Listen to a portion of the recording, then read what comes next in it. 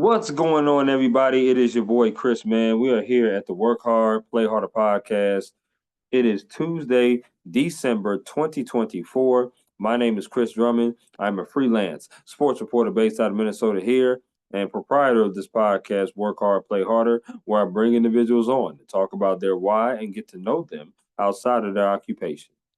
I got a special guest that's going to be coming on with me today. Her name is Maria Cade. She is on WOWT6 News based out of Omaha, Nebraska. She is a multimedia journalist and also an anchor for the station. And we're going to talk to her about her why of getting to know her, outside of her occupation, but also her why of getting into journalism as well. So without any further ado, I introduce you the wonderful, talented, and the beautiful Maria Cade.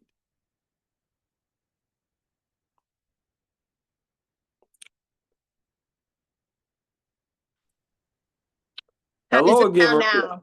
Can you Oh, hear it it? sounds amazing. You sound Oh, okay. amazing. Okay, cool. How are you doing today? Yeah, I'm good. I'm good. Yourself? I'm doing good. I'm doing really good. Good. Thank you so much for coming on to my podcast, Work Yeah, of Hard, Play course. Harder. Absolutely. I want to also ask you, how is your week starting off, and how was your Thanksgiving? Yeah, my Thanksgiving was good. Spent the holidays away from my biological family because I'm from Pennsylvania originally, but Yep. got to spend it with my new family here in Omaha, my work family. So yeah, it was good.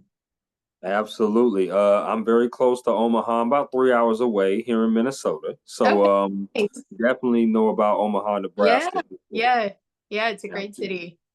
I want to reiterate to you, Maria, why I wanted to have you on here on my podcast.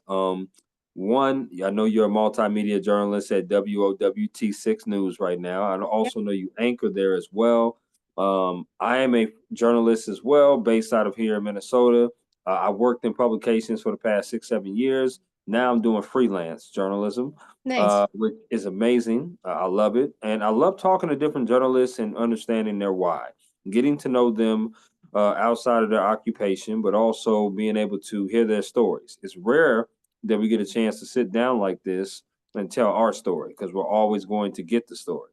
So I Hmm. love the fact that you're allocating your time to me today to do this because Yeah, I'm absolutely. Happy really to. happy for that. So, also, you look very lovely today. Just wanted to say that Oh, as well. thank you so much. You're very welcome. Without any further ado, Maria, though, I'm gonna get started and I'm gonna ask you this first question. The Perfect. first question is the same with all my guests on here. That is, what is your why? What is your why of doing what you do? Did you have any role models growing up? Did you have any inspirations growing up as well? But what is your why of getting into journalism? Yeah, well, for me, it started at a very young age, and I feel like I didn't even realize it. It was only like reflecting after once I officially got into the business and started studying journalism in school that I fully realized it. But for Christmas one year, actually, my parents gave me, I don't know if you ever had or remembered the little like flip cameras. They were digital cameras, real Mhm. tiny, but you just had an SD card in there, could probably film about 30 minutes of footage. But once I got that, I would take it to like family events, family reunions, dinners, and just interview my family. Like go up to Oh, them, put a camera in their face, and say, "What's going on here today?" And I would make vlogs with my friends. I would try and do like behind the scenes of different activities that I was in. And it wow. wasn't until I got a little bit older and I realized that broadcast journalism specifically was a career path that was viable for me, how much Mhm. that aligned with that initial interest of me just being curious around my family and my friends. So that was really what sparked it for me, even though I didn't really fully realize it at first. Once I got to high school, I joined the school newspaper. So that was Okay. really instrumental for me as far as developing and fostering a love for journalism and telling stories and making sure that I was able to share what's going on in my community with the community. So I was the senior editor for my high school newspaper and I wrote from ninth Okay. grade up till I graduated. That's Then I ended awesome. up going to college in North Carolina at the University of North Carolina at Chapel Hill, and I majored in media and journalism there. They have a top-notch journalism program. That was part of the reasons why I chose the school, was to be able to learn from the professors and the educators in that department. Because what makes that program really special is the majority, if not all, of the professors have previous professional experience working in the field. They're not just primarily in academia. So that was really important for me to be able to learn from people who had worked at the New York Times. I worked with many people who are former reporters who had worked in top 20, top 10 markets. So that was really instrumental for me being able to craft and foster my love for journalism and telling stories. I had one mentor, Dr. Lynn Owens. I always love to shout her out. She used to teach at UNC. Now she teaches at Meredith College. It's also in North Carolina. But Yeah. she was so instrumental for me in wanting to become a journalist and to grow in that realm, because she had been so successful in her right. And she gave me a lot of real great mentorship and a lot of love, as I was first starting out. So I really, really, truly appreciate that. And her relationship really meant a lot to me starting out.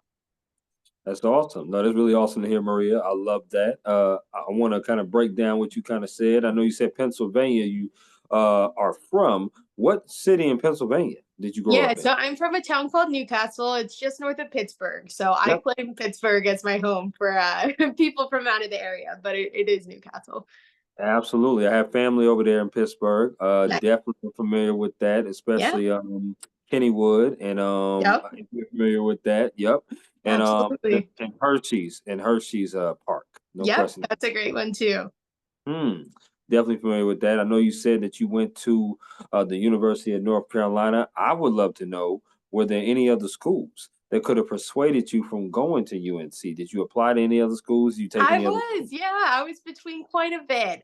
Some a little bit more local. There's, of course, Penn State. Being from Pennsylvania, they have a really wonderful journalism program there, and a lot of my Absolutely. friends ended up going to Penn State. So that was an option for me. Also, I have always dreamed of living and working in New York as a journalist. So I was accepted into New York University, and I was really heavily Why considering you? that as well. So it's Okay. kind of between those three: NYU, Penn State, and UNC, but ultimately the combination of the college experience and then the program that I would be going into, the Husband School of Journalism and Media, they're top 5 ranked journalism school. So I knew that I would be in good hands going there. No question. I think Yeah. for me, it was definitely Syracuse. Nice. Syracuse because my dad's in upstate New York, and I Yeah. wanted to be somewhat close to family. And then Northwestern, I also thought about Yeah. that too because Yeah. I was born in Chicago, so I Great. definitely, Awesome. yeah, right. My dad and my mom were born and raised there, Nice. so I definitely have family there too. And then, but I ultimately chose Kennesaw State Nice. because I was living in Atlanta at the time, and I Yeah. was like, my mama was there too. And it's a state school, and it was like money wise, money was my decision for sure. That's what it also Um, came down to that for me too. I got a really great scholarship to go to UNC, so it kind of all worked out. Absolutely, and I'm a huge UNC fan, basketball wise, huge Tar Yep. Heel. I gotta ask you before we get into the question: did you ever go to a UNC Duke game, basketball wise? I went to 3, I believe. Yeah, Okay. every single year that I was a student, actually, I got to go. The system is kind of interesting. They do it a lottery based, and for the Duke game specifically, it's supposed to be seniors only who are allowed the tickets. But the system must have been rigged somehow in my favor that I got chosen every single year that I was in school. So I got to go 3 times. Yeah, it was amazing. Absolutely. Yeah. Definitely went to a couple of those games for sure. I mean, if anybody knows the history of that, Tobacco Road is such Hmm. a crazy type of road there Yeah. between Duke and UNC. They camp out all damn night, and for this game, they camp out there. They will try to get the best spot in line. Yeah. They do. It's just absolutely insane. No question about it. Yeah. Um, Luckily, we didn't have to do that because they switched to that lottery system, but Duke still does the camping out. So yes, they do. those They do. students still have to go out and brave in the cold for a week, which is crazy to me, Now, but they do now it. They call it if I'm not mistaken, the not Dean Smith, but they call it the Dean Smith Dome, if I'm The not Dean mistaken. Dome. Yep. Right? Dean Dome. Have you ever been to the Cameron? Have you ever been to Yes, Cameron? yeah, I've been there before too. They Okay. played a couple games there. For some reason, I think that they were honoring some players who had played in years past. So they had Yep. a couple games in the in Cameron Indoor Stadium. So yeah, that was fun too. Okay. I love whenever I get UNC like alumni on here, I'll definitely ask about whether they attended games and went to NC State too, because Raleigh is not there. Obviously, Raleigh No, and yeah, the Triangle. All three schools are just within a couple miles of each other, so it's really a great absolutely. area. Absolutely. One of my favorite, I love just North Carolina, period. I'm a huge fan of the state. Charlotte is one of my favorite cities. They call it the Buzz City Great for a city. reason. Yeah.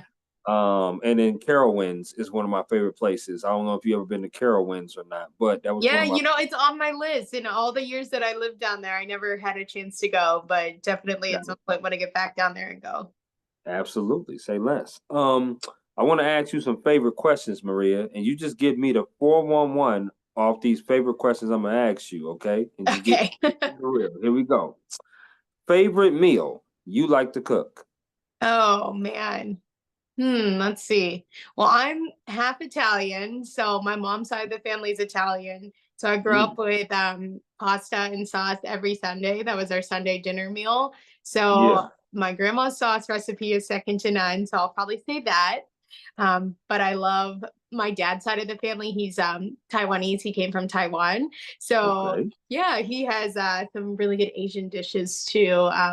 That he brings as well. So a little bit of flavor from both sides. Okay.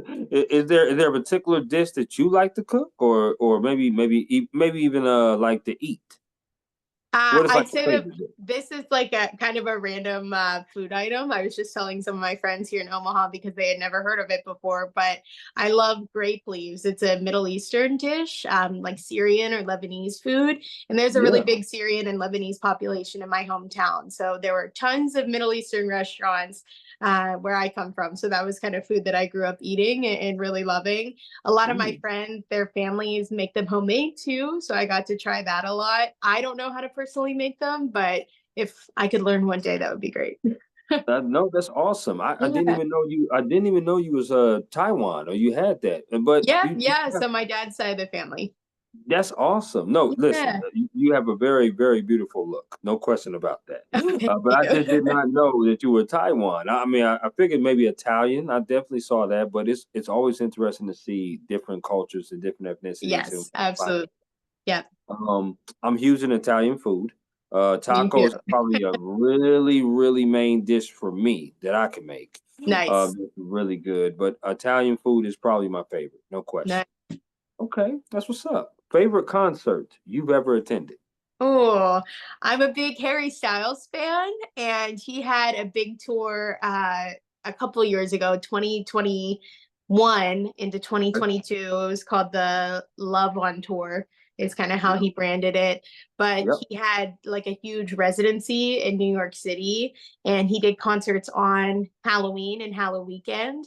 So Mhm. I got to go see both nights that he was at Madison Square Garden in New York City for his Wow. Halloween concert. So he did two concerts there for Halloween, and that was incredible. I'll never forget that. Yeah, Harry Styles definitely a great musician. No question Yep. about it. How did you feel about the tragic news of Liam? Oh Uh, yeah, it was heartbreaking for sure. I grew up as a One Direction fan, so to see that, it was devastating. Um, and it's really unfortunate too because they, of course, grew up together in the spotlight, all five of them. And they hadn't all been together at one point since the band had broken up. So it's really right. kind of, sad circumstances that was what kind of brought them all back together. Absolutely. I was looking to see if they would ever do a reunion because One Hmm. Direction is also a band that I enjoyed. I Yeah. definitely Yep. listened to a few songs that I really liked of theirs, but Harry Styles as well. He's definitely great solo, no question about that. Yep. So I was a huge Lil Wayne versus Drake. That was my concert. That was one of my Okay. Nice. for sure. Nice. Love that. Uh, Favorite place, Maria, you ever traveled to? Well, I have a couple favorites. If I probably have to pick a number one, it would be New York City. I mean, living in Pennsylvania, I was only a couple hours drive to get to the city. So I was really fortunate in that growing up, my family would take me there for like weekend trips. And then in high school, that was a really common field trip actually for myself. We would go every single year with my high school. I was in the musical and the theater club. We would go every single year. So really lucky as far as the location goes to have been able to go and experience the city so many times. And I think that that's what really grew my love for it. And like I said before, it was always my dream to live there and work there. So yeah, I actually was able to do that. I did my internship. It was technically an externship after I graduated, but still an Sure. internship, at Good Morning America and GMA3 in New York City at ABC News. So got to live and work for ABC News for about 6 months in New York City. So I was able to accomplish that. I was 21 years old, so I didn't think it would happen that soon, but very, very grateful that it did. I'm grateful as well. Obviously, that this just goes to show you your work ethic. It also goes to show you your dedication and passion to this industry, which is Yeah, definitely thank you. appreciated Thank by you. me and many others for sure. That's amazing. I'm a huge theater buff too. Nice. Yeah, yeah. So I acted in a couple plays in high school, which Oh, called awesome. Les Miserables, if you know of that one. That's one of my favorites. Um, Yep. Absolutely, absolutely. So you know, the drink with me, that was my solo. So I had Oh, that how nice. solo. Yes, Yeah, that's a yes, good song. absolutely. High School Musical was another one as Oh, well. fine. I bet that was great. That was pretty cool. It was pretty cool. It's pretty different. My top three musicals, and I'm going to ask you for yours as well. My top three would be Hamilton, would be Wicked, Yeah. and it would be Hairspray. Those Nice. would be the three. What Oh, about you? that's great. Yeah, I did Hairspray my senior year of high school, so that's a show that's really near and dear to my heart. But Okay. I always say my favorite like classical musical is Les Mis. That's always been one of my favorites. I got to see the Broadway production too when it was revived a couple of years ago, probably like more than a decade now. But got to see that, so that was really cool. I Mhm. also love Gypsy. That's an older, classic musical Mhm. from I think the 1950s, Yep. 1960s. So I really love the music and the story in that. And then sort of for a newer one, there is a show called Natasha Peer and the Great Comet of 1812. I got to Uh, see that on Broadway a couple years ago when it was there. Josh Groban was the lead, and it's sort of mm. condensed version of the book War and Peace, which might sound like a boring concept for the musical, but it was super interactive.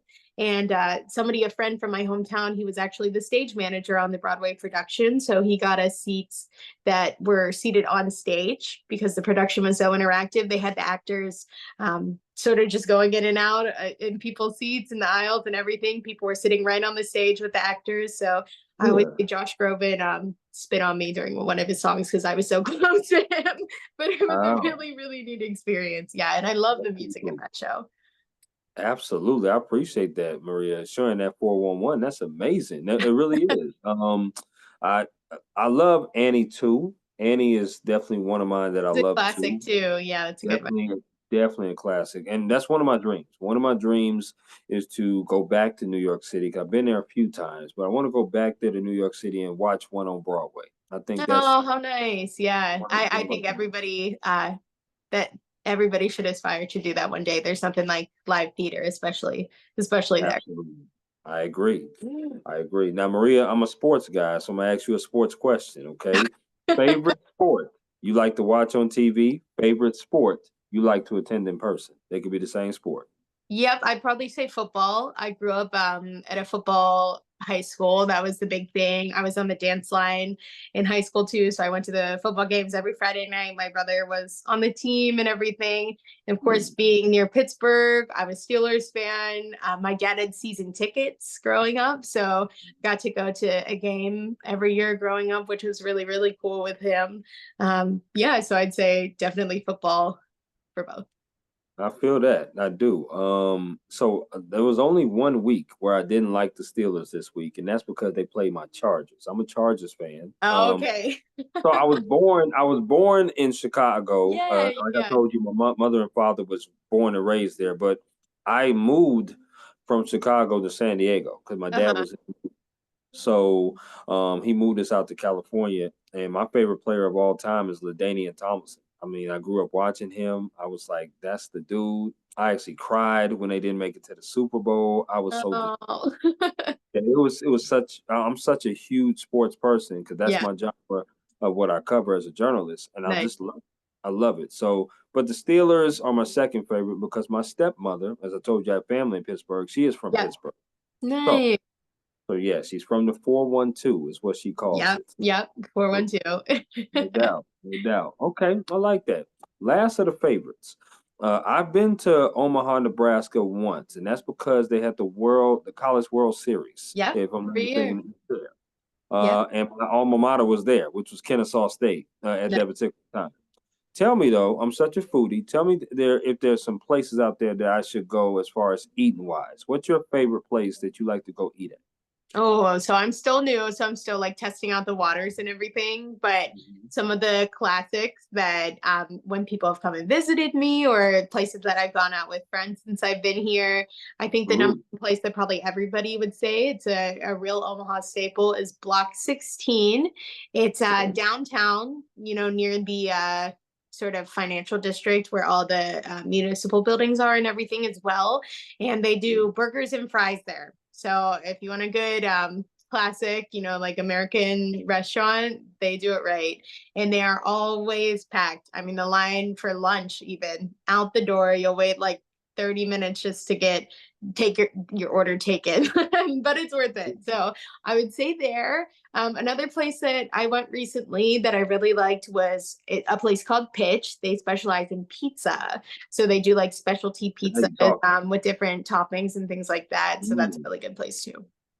absolutely. I'm a huge meat lovers guy. So I love meat lovers pizza. I'm huge into pepperoni, so I just love pizza in general. Nice. Pizza, steak, tacos, anything like that, I'm with it. No question about it. There you Okay. go. Next time I come out there, I'm gonna have to say hello to you if you're still there, and definitely visit a restaurant for sure. Yep, for sure. No question. I want to get into some day-to-day stuff.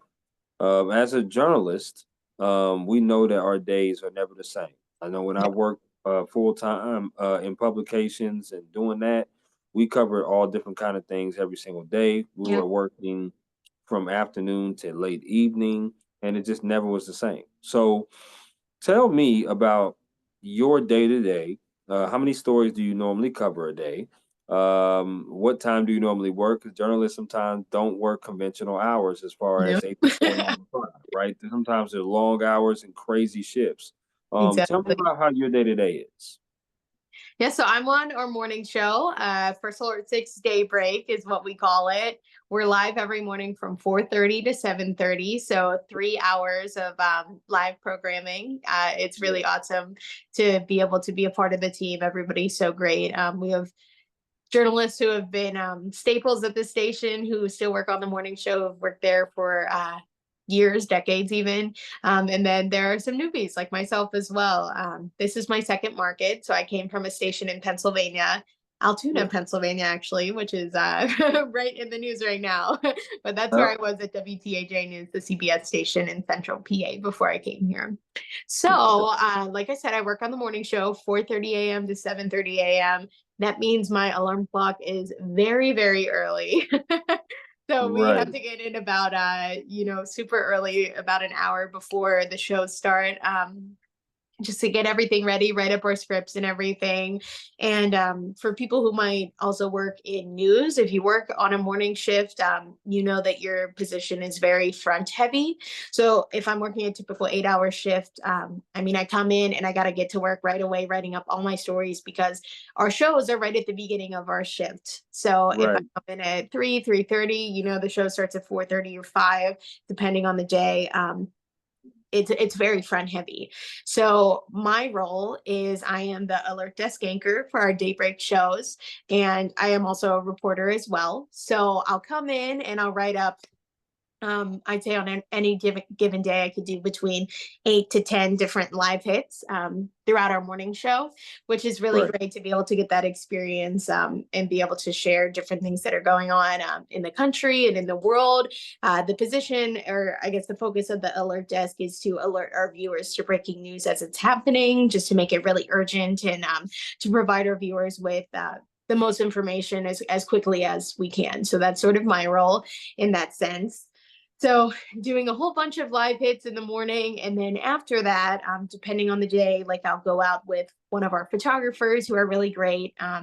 We make good teams here at Channel 6. And then we'll go and shoot a package or a story, and that'll either air that day or the next day. So it's kind of a little bit of a non-traditional role, because I am technically an extension of the anchor team as well, since I am working with them every single day in the studio as that alert desk anchor and everything. So it's a really, really awesome role compared to what some people might think of as a traditional reporter role. If you're working maybe on the evening show, you come in at 9 or 10 o'clock, and then you pitch your story for the day. You do that one story, and that'll air at night at the 5 o'clock, and that's like your one focus of the day. Whereas I'm focusing on 10 or 12 different stories depending on the day, just delivering all those different breaking news hits as they're coming in. Absolutely. A lot of work. I mean, starting from early in the morning of trying to, be disciplined to get your hours of rest. How many Yeah. hours of rest do you normally get before you have to get up early in the morning? Yeah, I try to be good about it.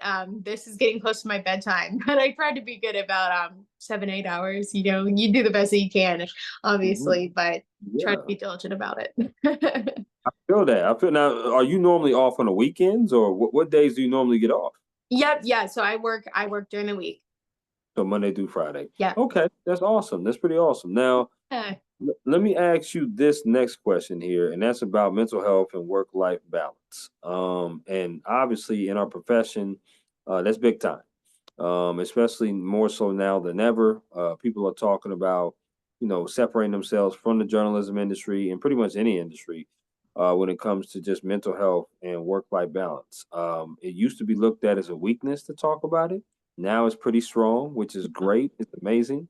I want to know, how do you keep your mental health strong, but also still have that work-life balance? Because Maria, it seems like you are a wonderful, wonderful person to be around and talk to and befriend, but you also seem like you're about your business as well and work extremely hard. Yeah, How do you definitely. keep that balance?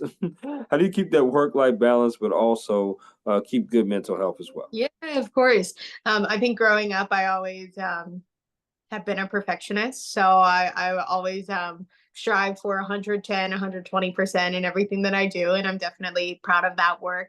But I think as I've gotten older, I've realized that it is important to, take time for yourself, to decompress, do things that make you happy, make you smile and everything. For me, that outlet is music. I mean, once I went to UNC, I didn't mention this, but I studied media and journalism there, but I also studied classical vocal performance too. So music has been an outlet for me to be able to express myself outside of this. And I think it's really important to have something like that. I mean, I see so many people in the industry who are so laser focused on their job and doing well by the community. And absolutely, you want to 100% do that.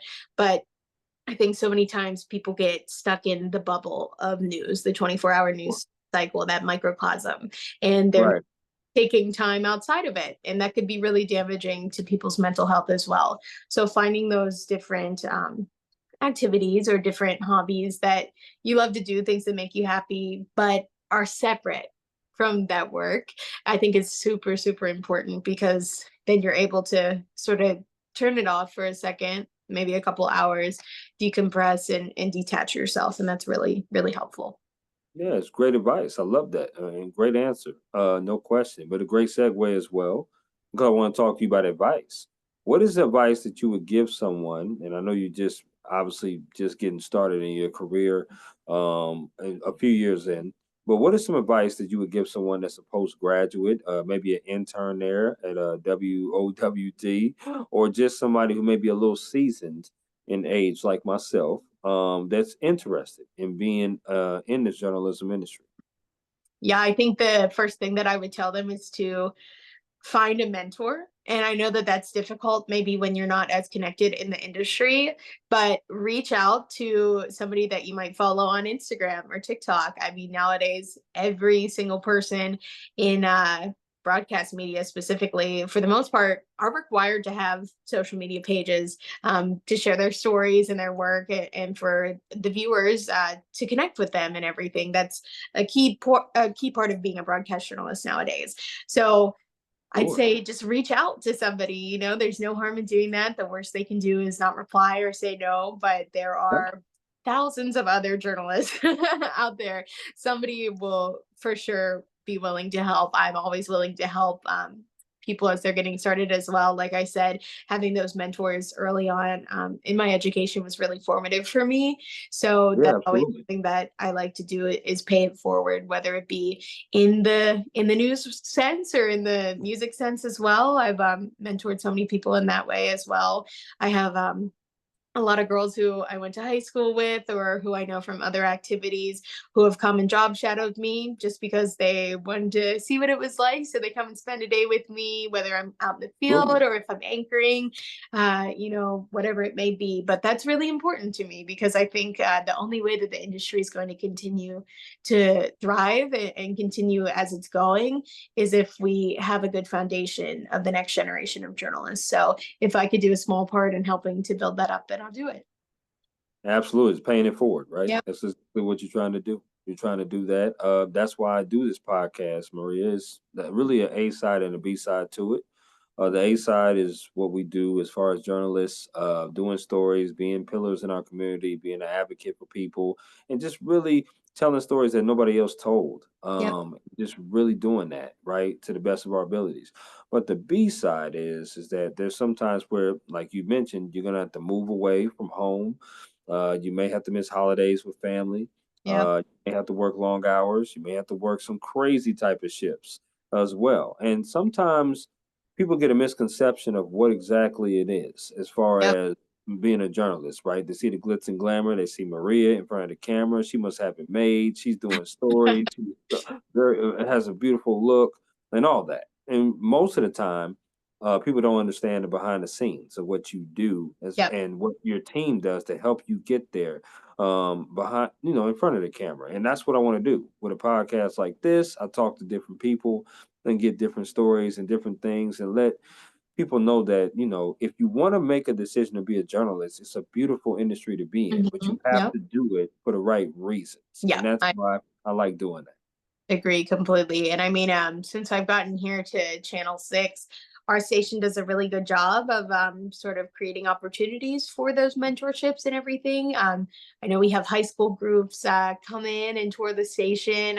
They get to sit down and talk with the employees who are, living it every single day. I know everybody loves to see our weather team. They do a little demonstration with their graphics and everything, and that's always fun too. Job shadows as well. People coming in who just want to, get a little bit of a taste of what working in the industry full time is like. So it's really encouraging to see that that's something that my station prioritizes. And I think the environment as far as working goes too is really, really positive. So that's Mhm. been a really great thing to see as I moved thousands of miles across the country willy nilly. But working there and seeing so many journalists, like I said, seasoned, who have worked and stayed at that station for decades. I mean, that speaks for itself because you see so many people who they work 1, 2 years in the industry, then they're out. So the fact that we have, I'd say, half of our staff on air and behind the scenes who have created a legacy there, that's really Mhm. telling.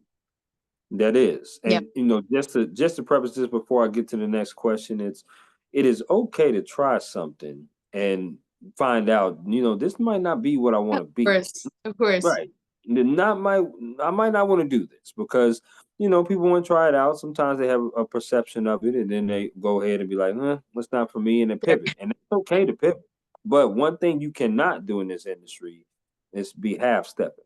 Yeah. Like you're gonna be in this industry, you have to be in it for the right reasons and Yeah. put 100% of your heart into it because they will weed you out if you don't. Yeah. Of course. I feel that. I love it. I love it. Great answer, Maria. we come to the portion of the podcast now where it's going to be called This or That. It's an interaction game that I like to play with all my guests on here on the Work Hard, Play Harder podcast. What it is I throw some things at you, Maria, and you get to choose this or that. So are you ready? I am ready. Okay, here we go. So the first question, we've been vibing all podcast long now, so let's keep this thing going. So here we go. Chicken places. Which chicken place would you rather eat at? Popeyes or KFC? Oh man. See, I'm not a big chicken person. So if I had to pick a place, can I pick a third option? I'd probably say Chick-fil-A. I know it's not the Okay. same at all, but that's what I would pick. But if I had to pick between the two, I guess I'd probably say Popeyes. Okay. Now, obviously, Chick-fil-A is the obvious one because obviously, you've been anybody that's been to Chick-fil-A, especially you had 3 years in the South. Chick-fil-A Okay, is yes. Well, gold. I have another answer then. I'd say Bojangles, if I can add that. Now, There, see, and that's final answer. those two are the obvious ones right Yeah. there. You got Bojangles and Chick-fil-A. Now, me Yeah. personally, I would say Popeyes between the two, Yeah. but I would also throw Church's chicken in there as well. I grew up on Church's chicken. Yeah, I've only had it once. It was pretty good though. Yeah. It's pretty good, right? So I feel you on that. Now, here's the next one, chicken wings. But this time we're going to talk about flavors. Which flavor would you rather have on a chicken wing? Lemon pepper or barbecue?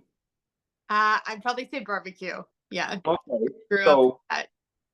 do you like your wings wet or dry? I'd probably say dry rub.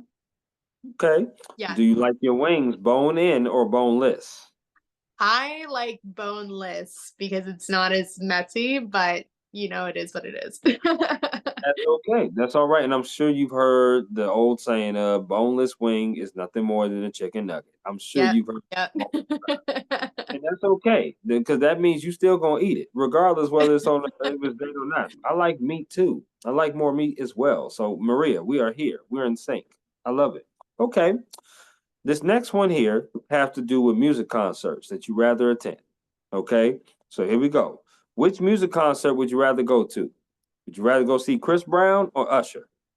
I'd probably say Usher for sure. Okay. Okay. I like Yeah, that. especially after the Super Bowl, his music's like back in the front of the pop culture sphere. So for sure, and he's a performer too. So Hmm.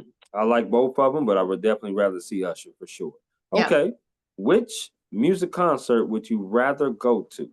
Would you rather see Brandy or Monica? Oh, I love Brandy. I love them both, but yeah, Brandy for sure. Brandy? Yeah, Okay. I'm with you on that. I'm with you on that. yeah. Which music concert would you rather go to? Kendrick Lamar or Drake? Oh man. So I grew up with Drake, obviously. Like his peak was when I was in high school and college and everything. So that was like the music that I grew up with, basically. But after the feud and everything, I'm gonna have to say Kendrick. And I'm so excited for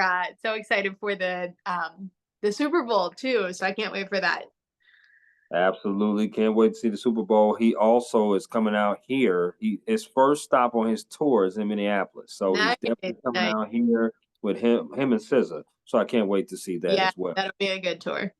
Okay, last one of the music.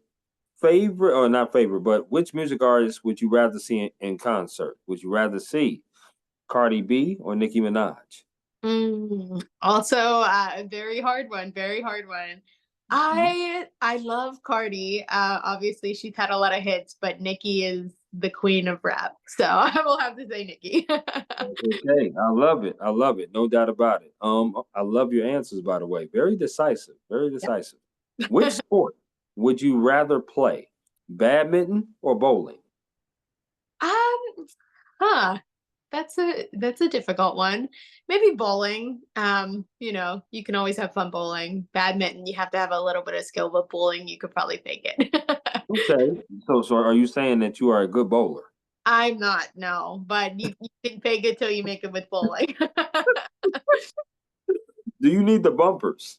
I always use the bumpers. Yes. All. Oh, Lord have mercy. Come on. My secrets are revealed. That's okay. Listen, we can't have it all. Okay, you Yep. got a lot going for yourself. We can't have it all. It's okay. All right, here we go. Which sport would you rather watch on TV? Basketball or baseball? Basketball for sure. And like I said, I Okay. mean, I grew up in a football town and everything, but going to UNC, it changed me into a basketball person too. So, and I mean, I like baseball, but it's long. It's long. You got to really commit a lot of time to it. So I'd say basketball. Yeah, Maria, I don't really like to watch baseball on TV much Mhm. unless it's playoffs. I gotta be there, and Sure. because Yeah. I love the stadium food. I'm a huge funnel cake person. I don't know if you like funnel cake, but I love funnel cakes. I love stuff like that, and just stadium food is just so good. So Yeah. that's just me in a nutshell. But I digress. I want to ask you, do you like dessert? Yeah, absolutely. Okay, so here's the format. I'm going to give you, I should say, four categories of desserts. Okay. And what you're going to do is you're going to choose one of these that you cannot eat again, ever. Okay. Okay, so here we go. The first one is ice cream. The next one is cookies. The next one is candy. The last one is cake/pies. Which one are you getting rid of that you'll never eat again? Yeah, you're asking the tough questions here, Chris. I'd probably say candy. Yeah, I think. Oh, okay. Girl, you on point like a period right now. I love it. I love it right now. We vibing. That's what because I would have chose candy too. But to Nice. follow it up, what is your favorite ice cream or cake? Or hell, let's do both. What's your favorite ice cream? What's your favorite cake? Okay, my favorite ice cream is probably cookie dough. Love cookie dough. And then cake. I love like devil's food cake. That's good. You can't go wrong with that, right? Yeah, I recently though had a cannoli cake, which is like the Italian cookie that's like a vanilla yeah. cream with chocolate chips and everything. And they made that into a cake and did the cannoli filling inside. That was really good, but that's not a traditional flavor. I feel that. I had nothing but cakes. I don't know if you ever heard that brand Hmm. before. Nothing but cake. But their red velvet. Oh my goodness, the red velvet cake was just delicious. It was just some of the best cake I've ever had in my life. Nice. And you mentioned my second favorite ice cream, which was cookie dough. Uh-huh. Uh, my first one is cookies and cream. That's So good. that's Yeah. okay. Okay. Do you like potato chips? Yeah, I could do without them, but yeah. Okay, so it's the same format. I'm going to name four brands. You have to eliminate one of these brands that you'll never eat again. Okay. I already know the answer before you've even said it. I feel it. Okay. The first one is going to be Ruffles. The next one is going to be Doritos. The next one is going to be Lay's. The last one is going to be Pringles. Yeah, I'm deleting Doritos. I hate Doritos. Oh I my can't gosh. stand them. I can't stand them. Everybody who knows me knows. Nope, not at all. Can't do it. My brothers make fun of me. Like they'll get bags of Doritos and like Good. open them up around me just to like make like taunt me and everything. Hate them. Hate them. No. But Lord have mercy. It's okay. It's all right. Like listen, we just gonna have to stick with burgers and fries then, Maria. Okay. We can't do no Doritos. We can't do none of that. All No. right, hold on. Let me ask you, are you a salt and vinegar person? Yeah, I like salt and vinegar. That explains a lot. Okay. Oh. That explains a lot. Okay, I feel you on that. That's awesome. All right. You were very decisive and very good on this or that. You have a very unique taste, but I love that. That's okay. That's all right. And I loved your answers. I did. So thank you very much for doing that. The next question I have for you, I ask all the journalists that I have on here, and that is, if journalism wasn't the career path that you have went down, what would be the career path you have chosen? So what would be a different occupation that you would have chosen if it wasn't journalism? Yeah, I get that question a lot actually, because people, like you said, they see you on camera and they think like, oh wow, you're on a different level in a different place, which couldn't be further than the truth. Right. Always reiterate that. But Yeah, I do have people ask me that a lot. But like I said, I also studied music in college too. So it'd have to be something with music, something with performing for sure. Definitely theater for me, no question. I'm a Mhm. huge fan not just of musicals but just plays in general. Yeah, yeah. Fences is one of my favorite plays. The August Wilson play. Yeah. Did you see the movie? Absolutely, Well, absolutely. this is a really funny story. My dad was actually in the movie because they filmed it in Pittsburgh. Yep. Really? Yeah, yeah, he's an extra, but yeah, That's right. They did film it in Pittsburgh. That's right. I forgot about that. Viola Davis put on quite the performance in that yeah, movie. yeah. No She question. won the Oscar for that. Really, really well done.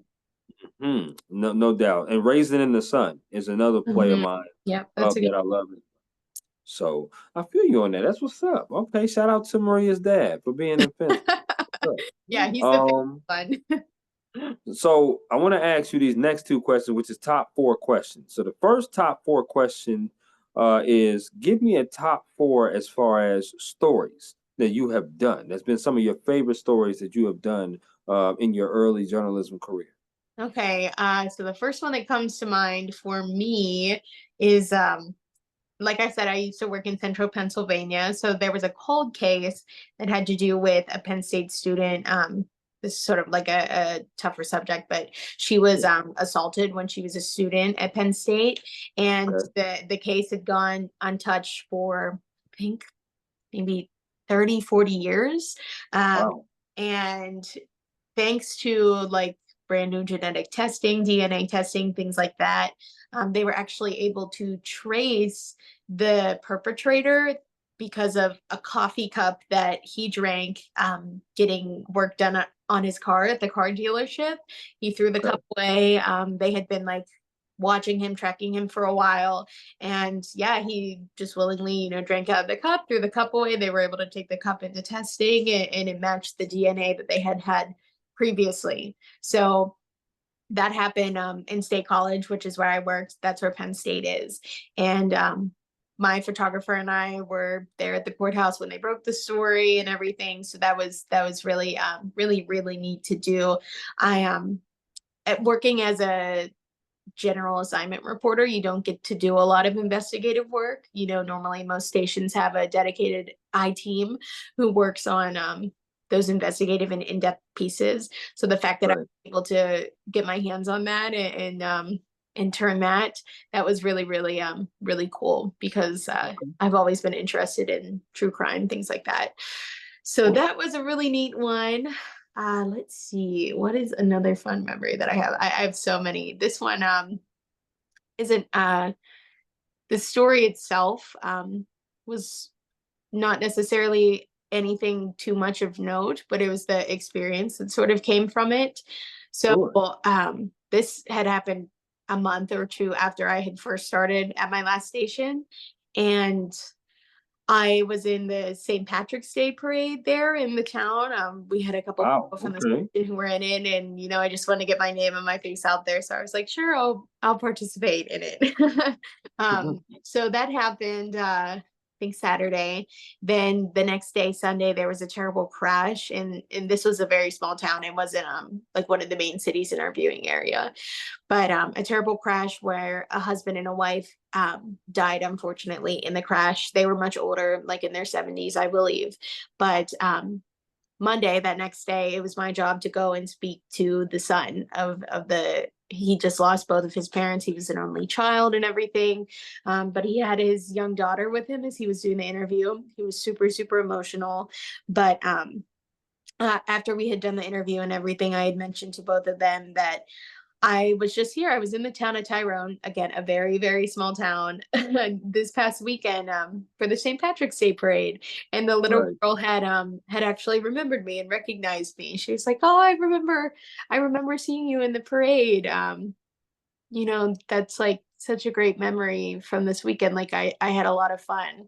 So the fact that Absolutely. even in like a time of so much sadness that she was able to sort of hold on to that and I was able to connect with her in that way, that was really, really impactful for me to be able to sort of see the impact that I can have, not even just through my storytelling, but just as a person in and of itself. So that Absolutely. was really, really impactful. So let me do two stories then that I did here, since I did two for my last station. When I first got here, that was in July. So at the end of July, Omaha had a really terrible storm. It was actually my Yep. first time that I was ever on air, was to go out and do storm coverage the day after, the morning after. So that was a lot of fun, driving around the Right. town, not knowing where it was going, where the streets were. And it was pitch Absolutely. dark too, because it was again 5 in the morning. So didn't know what was going on, but you make it work. So, in the aftermath of that, of course, as journalists, we try to extend stories with new angles into different realms, as far as we can, if the story is still Without impacting question. our community.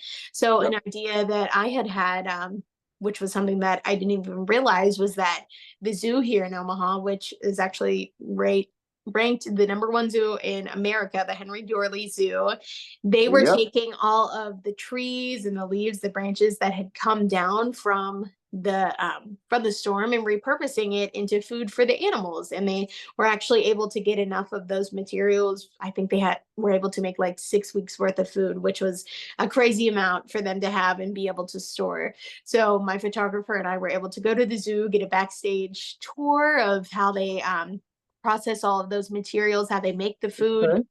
Yeah. We got to go and see some of the animals too and everything, which was really, really cool, to get that behind the scenes tour.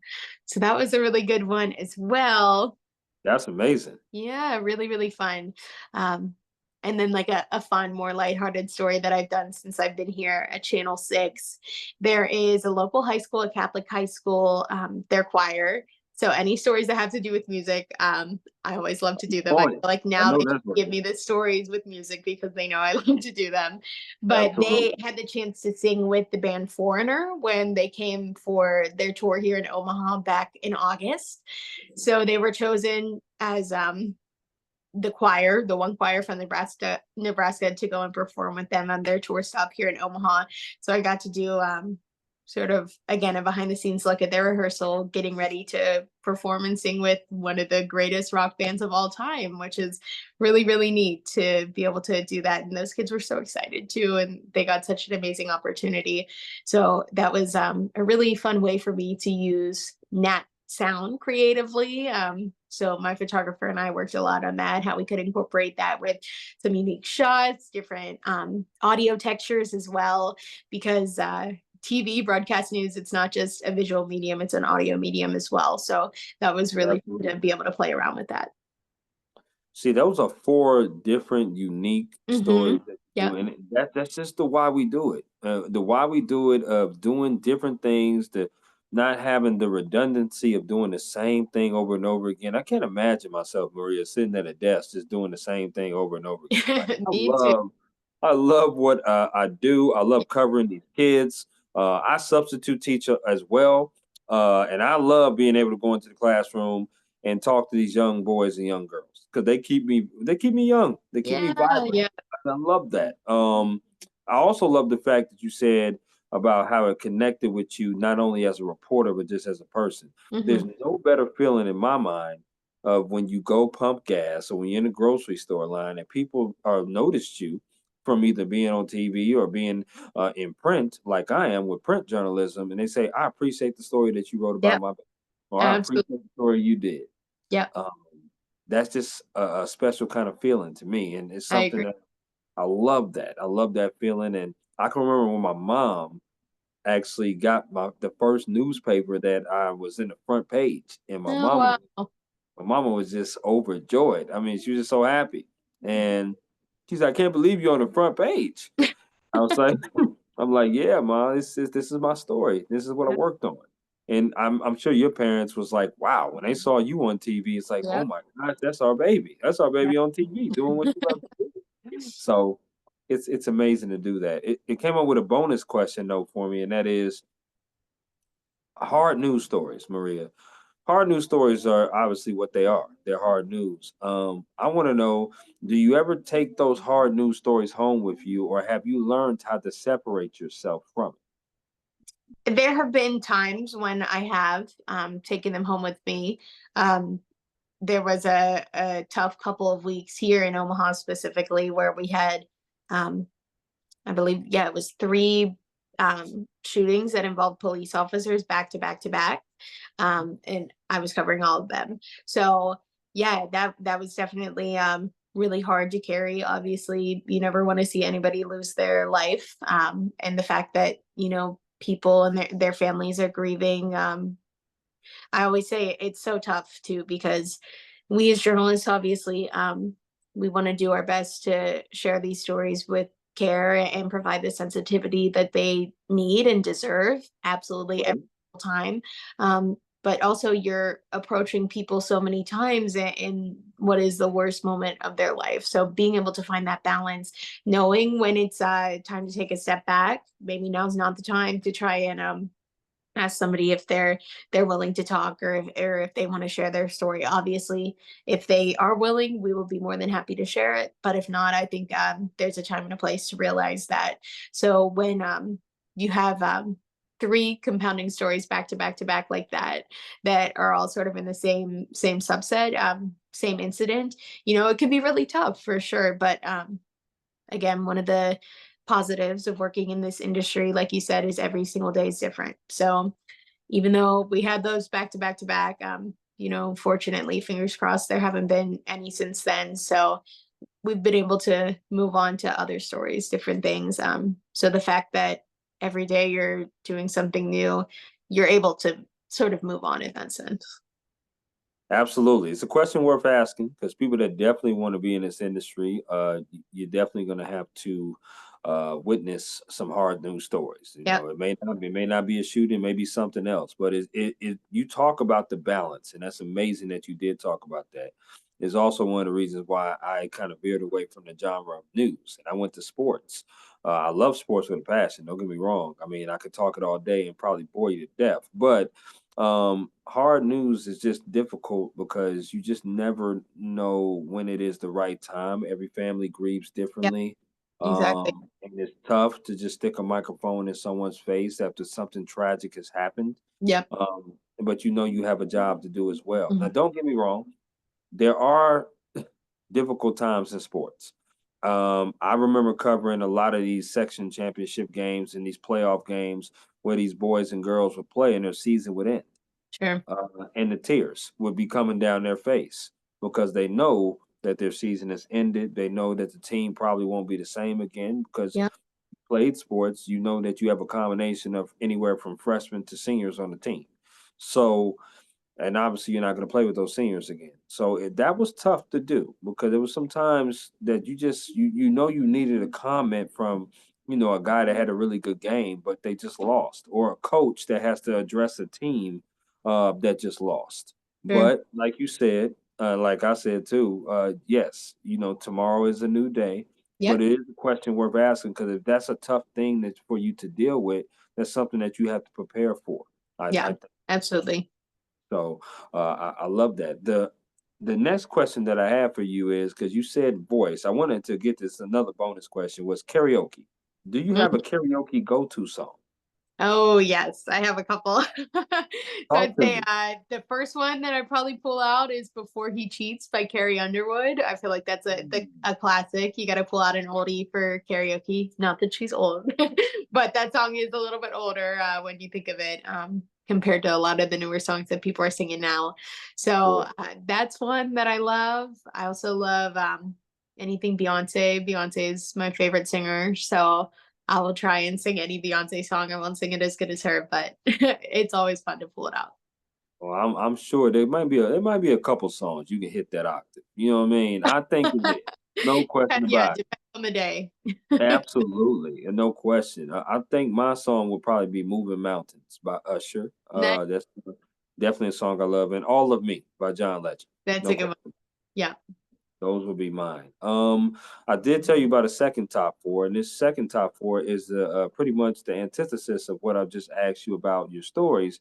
I want to know now, what is a top four as far as stories you would like to cover that you haven't covered yet in your Yeah, journalism yeah, career? for sure. Oh, that's such a great question. I am a big politics buff, at my last station at WTAJ, I was one of the primary political reporters, and working in Pennsylvania, that is the swing state of all swing states, as we as we've seen this past election cycle. So obviously we have major political candidates going there, campaigning and whatnot every single day. So that was a skill that I feel really blessed and honored to have been able to hone so early in my career, being able to interview and speak with top politicians, top leaders, and get those stories out there. That was really, really impactful for me. I don't truly honestly see myself going and working directly in DC, but I know I'll get back to Pennsylvania one day. I know I'll get back to Pittsburgh. So the next election cycle, hopefully I'll be able to interview a presidential candidate, whoever they may be in 2028, because I think by the time I get back there, they're going to be doing the same thing all over again. Sure, So absolutely. I definitely stick with that. I'm a huge pop culture person, entertainment person. So I love award shows. That's like one of my guilty pleasures. So I would love to do a red carpet, Oscars red carpet, can definitely see that. I is can see that. for sure. So that's right up my alley. Would love to be able to sort of encapsulate that night and interview the stars, the celebs, as they're doing their thing and everything. That would be really cool too. Yeah. My journalism news icon is Robin Roberts. Of course, he's the anchor on Good Morning America. And growing up, I grew up watching Good Morning America every single morning with my mom. I feel like I always say this, every single household has a specific morning news show that they watch. Might be GMA, might be Today or CBS Mornings. My family was GMA, so that's why I fell in love with the show and grew up watching the anchors and the storytellers on that show every single morning. So that's why it was really, really exciting for me to be able to work there and intern there when I did. So hopefully I'll be able to get back there one day and work there full time. But I would love to do a one-on-one interview with Robin Roberts. She's an incredible woman. I mean, in the brief time that I was able to interact with her when I was in New York, she's just like she is on TV, the exact same. And I feel like that is the mark of a truly good person. When you are not a different person behind the scenes, you're exactly the same. And if you're a positive person on air and behind the scenes, you know, that's always so wonderful. And you know, I can hope for nothing more for myself too. So I would love to have a bunch of time to sit down and ask her all the questions about her career, because it's incredible to me. Yeah. I think that's three. Let's see. That is. Another thing that I would love to do ultimately in my career, like I said, I'd love to get back to ABC News. So maybe that might be in a correspondent role at first. So I would love to go over to overseas and cover an Olympic Games. In some sense, I'm not the biggest sports person, but I just believe like the environment, and there are so many stories that come out of the Olympics too. We've seen that with this past year specifically. So I would love to cover specifically an overseas Olympics, because I feel like the ones in America are never as grand. There's never as much of a spectacle as the ones that are held in other countries. Maybe it's because of the mystique of being in a foreign place, but yeah, definitely would love to do that one day. Well, listen, how about you teach me a little bit more about politics, and I'll teach you more about sports. How about that? Deal. That would be amazing, because I'm not brush. I mean, I'm a little bit, but I could definitely brush up a little further on my politic game. Seems like sports wise, I could definitely help you out with that for sure. Yeah. I want to ask you, does it matter between summer and winter Olympics? I'd probably say summer. I love the warmer weather, and I prefer probably most of the games that are played in the Summer Olympics. But yeah, I really would be honored to do either one. So I was just about to say that with my top four, as I would allude to. Of course, me being a sports guy, I definitely would love to do an Olympics. That is just absolutely the number one goal of mine in the entire world. I mean, I probably would come to tears if I were ever to do an Olympics. Oh, wow. Yeah. It's amazing. It's so amazing. And the fact that it's in my hometown for pretty much my hometown state that I grew up in California next year, or next Olympics, I should say, in 28. That's amazing. Yeah. I would love Yeah. to do that. Football wise, I want to do a Super Bowl. Mhm. Love to do a Super Bowl. Love to go to Media Row and meet all those wonderful media people and network and talk and just just ingratiate myself there. I'm huge into basketball, so NBA Finals would be amazing to do because that's my favorite sport. And then a national championship, college football or basketball game. It doesn't matter which one it is. Yeah. I would absolutely love that for sure. If it was non-sports related, Grammys. I'm Nice. huge into music. Yeah. Yeah. So Grammys, definitely. I would love that. I would love that to the core, for sure. Okay, that's what's up. I want to ask you about advice. We talked about advice you would give Maria earlier to someone, but what is some advice that someone has gave you that you hold on dearly to? Yeah, the first thing that I immediately think of, I had my math teacher in high school. He taught me 10th, 11th, and 12th grade, so 3 different years. And his quote or his saying that he would always impart on his students was "Failure is your teacher." And I think for so long, I've always worked and strived for some sense of perfection. Just to give my best effort and achieve greatness. That's what everybody can ask for. But I think there is a lot of strength and power in reflecting and being able to take lessons from the times that you're not able to achieve that, which I think is really difficult for a lot of people. I mean, I still work through it every single day. Obviously, I want to do the best that I can, but sometimes, that's not always possible, or the circumstances in any given situation doesn't lead to that 100%, 110%. So being able to sort of look back, reflect, and analyze, maybe what went wrong, what you can take from a situation, and Sure. not dwell too much on it is so, so important. So I will never forget that. Never. Absolutely. No, that's great advice. That's great advice to be given. I know my teacher allocated to me about the advice. He said, ease is a greater threat to you than hardship. Oh, He would always say that. He said, ease is a greater threat to you than hardship. And at first, I did not know what the hell he was talking about because I thought that was some fortune cookie saying that he was talking about. But I was like, what are you saying, sir? But he broke it down. When things come easy to you, you don't really appreciate as much as the hardship that you go through it when you mhm. go hardship wise. When you have to really grind and work hard for it and everything comes easy to you, then you don't know how to deal with things when they're hard, which is somewhat of a parallel to what I tell my young kids now in substitute teaching. Some of them ask me about journalism and they ask me questions, and I tell them all the time: do everything right, write, produce, edit, do everything you can in the field of journalism because you find out what you want to do and you find out what you don't want to do in the field of journalism. But try everything, right? You're at that vibrant age of just go and just do different things. But I also tell them be comfortable being uncomfortable. Yeah. And I explain that a lot.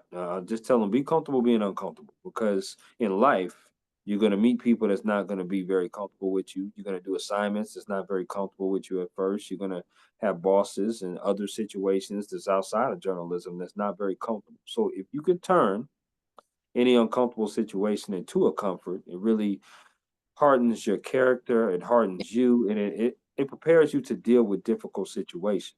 And that's the kind of advice I like to give to especially the high schoolers and people in college now is that you definitely have to be that because the more comfortable you are, the better you can handle situations.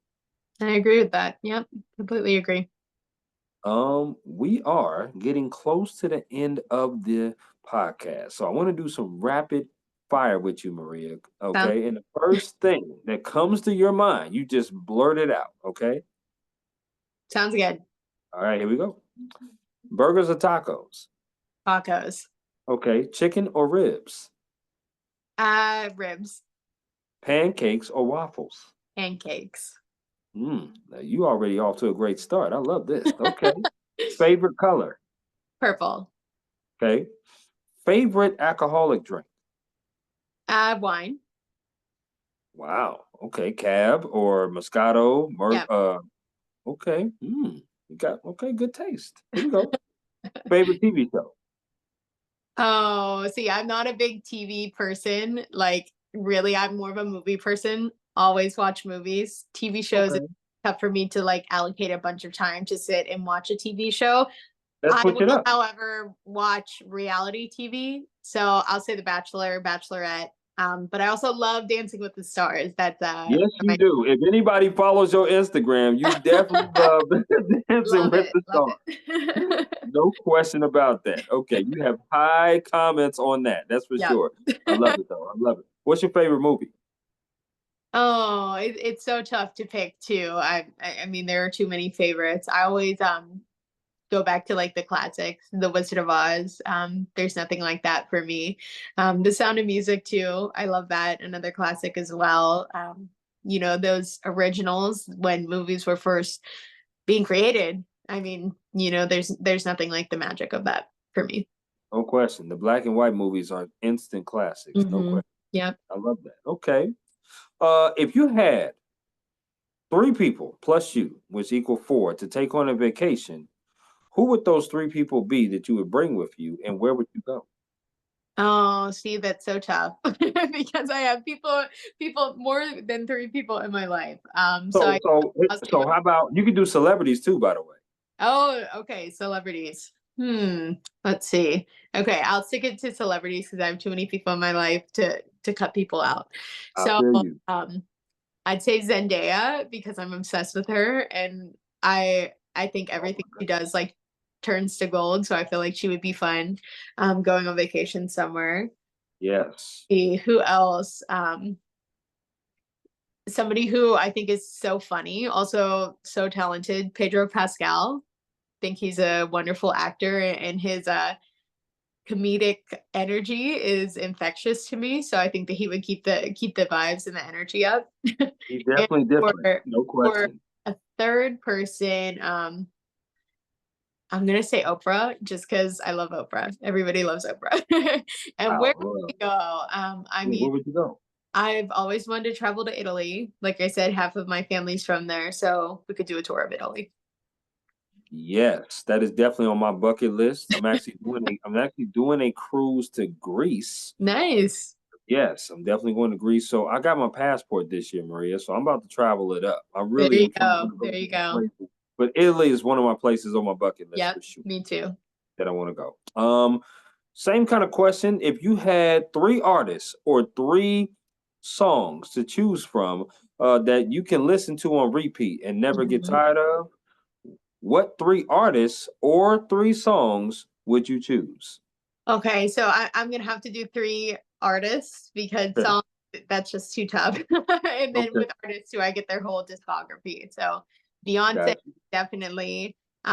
Lady Gaga, she's probably my next favorite, but she's right up there with Beyonce. And then Okay. I'll say the band Queen. I love their music too. So a little bit of a different flavor with the rock and roll there, but I love Queen. Freddie No Mercury, I think, question. is the greatest singer of all time. Nobody will ever be able to do it like him again. So any of Mm. any of their songs, I love them. I totally understand that Queen reference. I do Mhm. because I love me some Freddie Mercury. Yep. I'm also a huge Phil Collins person. I don't know Yeah. if you like Phil Great too. Collins, but I'm huge into him. No question about it. He is definitely the man to Yeah. me. Yeah. One of my favorites. A couple more of the rapid fire. If they came to you and said, Maria, you can only do one of these roles for the rest of your career, journalism career, would you be an anchor or a reporter? I think I would be an anchor.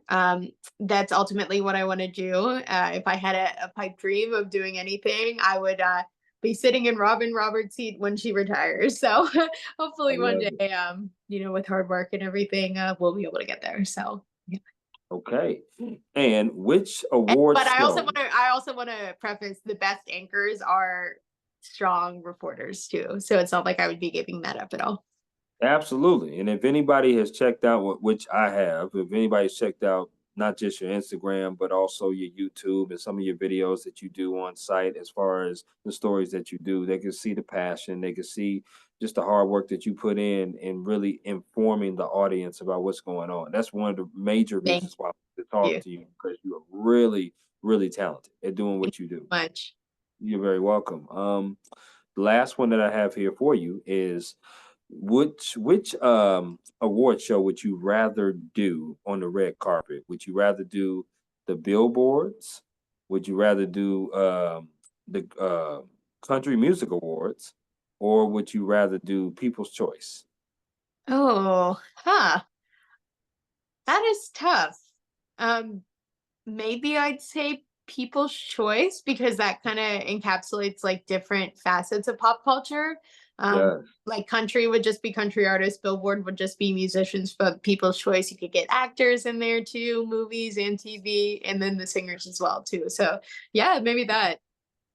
I can totally see you doing that too. Because I think people would just want to come up to you and talk to you. I think you have the personality that's very bubbly. They'll be able to go up to them and ask really inquisitive questions. Yeah, Uh, thank you. want to talk to you for sure. Yeah, I think that that's something that I've worked a lot on and I'm very proud of, being able to create a comfortable situation for people who are speaking with me in an interview and, being that empathetic listening ear for them. And like we said before, you're seeing people sometimes on their best day and sometimes on their worst day. So you have to be able to navigate that effectively. And it's a skill. It's a hard skill for sure, but, cultivating that every single day. Are you a natural introvert or extrovert? I think I'm an extrovert.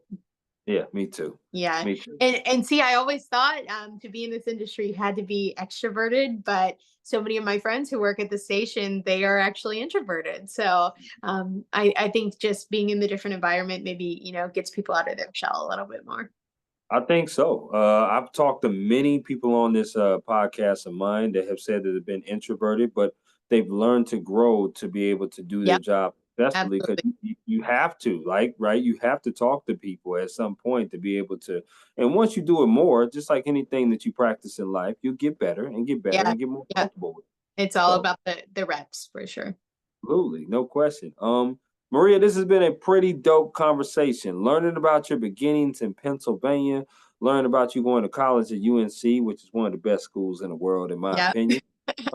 Learning about you doing things as far as getting into the journalism business, doing different stories, having great advice, learning how to deal with things as far as hard news and mental health, work-life balance, but also getting to know you a little bit outside of your occupation. This has been a really, really nice treat. Like I said, I have seen some videos of you. I did my research on you, and I just am amazed at what you can do.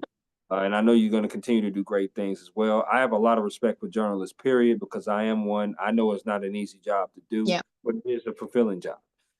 So the appreciation is there for every journalist that I talk to. So I'm a new fan of yours, no question about it. I thank you for your time, and as I always do, with every guest that I have on here, my last question is there anything else that you would like to add about yourself, the job, before we conclude? Oh, the only other thing that I would probably say is if you are thinking about going into journalism in any facet, again, in front of the camera, behind the scenes, print, radio, whatever, definitely just make sure that you're in it for the right reasons, Chris. Just like you said, it's a job that I think we take with a lot of pride, but also, a lot of sensitivity because it's a really, really, really important role. Journalism is so vital to our world. We wouldn't be, especially here in the United States, we wouldn't be a free nation without freedom of the press. So I think it's really, really vital. And if you feel called to step into it, just make sure that you're willing to step in full force because it's definitely a ride, but it's definitely fulfilling and worth it. Absolutely. Well said, Maria. I want you to take care and enjoy the rest of your evening and your Tuesday. You and I would definitely be in touch. And thank you once again for coming Yeah, on. thank you again. I'm so glad that we made it work. Thank you. Absolutely. Yeah, you have a good night. Thanks.